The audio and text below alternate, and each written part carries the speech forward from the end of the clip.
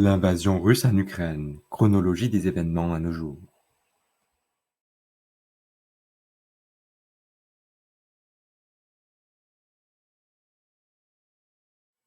Le 24 février 2022, l'invasion commence. 5h48, Moscou. Vladimir Poutine, président de la Fédération de Russie, annonce dans une allocution le début de l'invasion en Ukraine. Il indique « J'ai pris la décision d'une opération militaire spéciale ».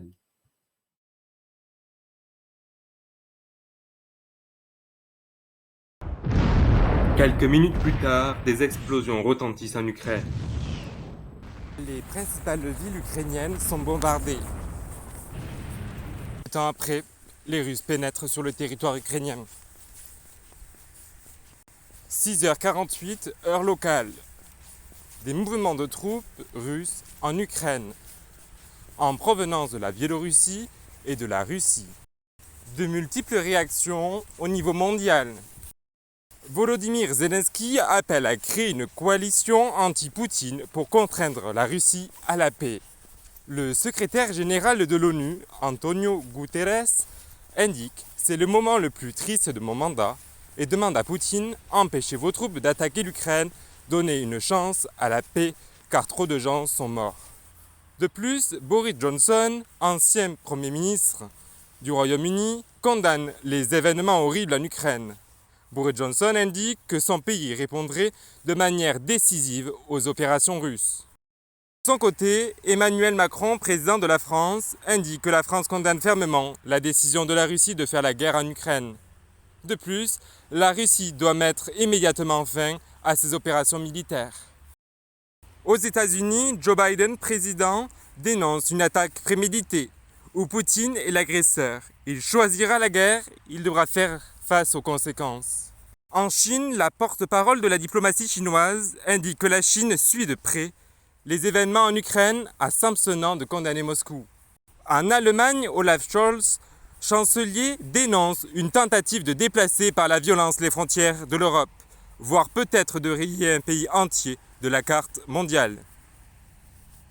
Dès le 24 février, de nombreuses manifestations éclatent en soutien à l'Ukraine. En Russie, dans de nombreuses villes, des manifestations ont éclaté dès le soir même de l'invasion. Plus de 1400 personnes ont été arrêtées selon l'ONG OVD Info. De plus, à Berlin, en Pologne, à Paris et à Londres, de nombreuses manifestations ont éclaté. Dès le 25 février au 24 mars 2022, les forces russes avancent rapidement en Ukraine. Dès le 2 avril, les forces russes se redéploient sur le Donbass. De plus, entre avril et août 2022, les avancées russes se font rares. Le 7 septembre 2022, les Ukrainiens mènent une contre-offensive dans la région de Kharkiv et de Kherson.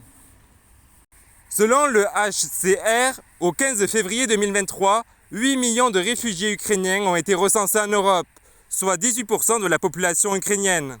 La Russie et l'Ukraine font face à de nombreuses pertes. Selon la Norvège, 180 000 Russes sont morts ou blessés. De plus, 100 000 Ukrainiens sont morts ou blessés. Toutefois, selon The Kiev Independent, 145 850 Russes sont morts.